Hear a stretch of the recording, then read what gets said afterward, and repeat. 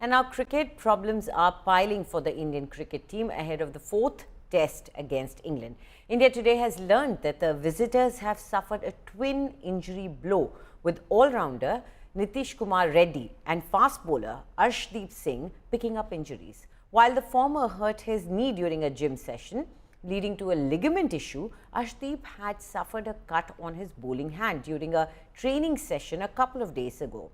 This comes amidst injury concerns to wicketkeeper batter Rishabh Pant and workload management for speedster Jasprit Bumrah, who is yet to play 2 consecutive matches in the series. News from Manchester is not too great. Of course, it's been raining for the last couple of days and Indian team has been plagued by more injuries. Nitish Kumar Reddy is the latest to join the list.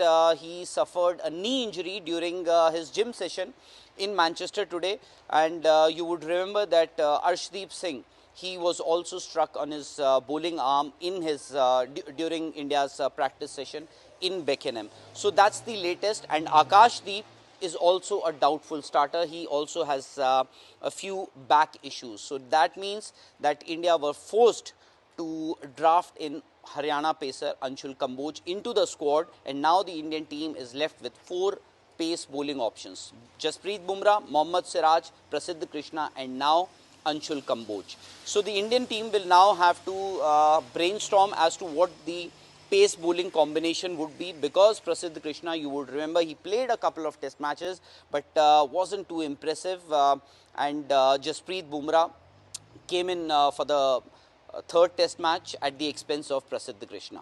So now the Indian team will also have to see as to whether, because Nitish Kumar Reddy provided India with that all-round option. So can India now afford to give Dhruv Jurel a comeback into the 11, because Dhruv Jurel not only can keep wickets but can also fill in as a batter in that position where Nitish Kumar Reddy was batting so far in the test series, that is at the 6th spot.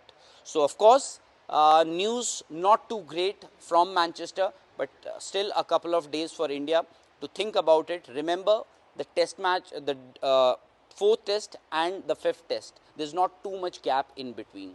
So India will also have to see the workload of the fast bowlers.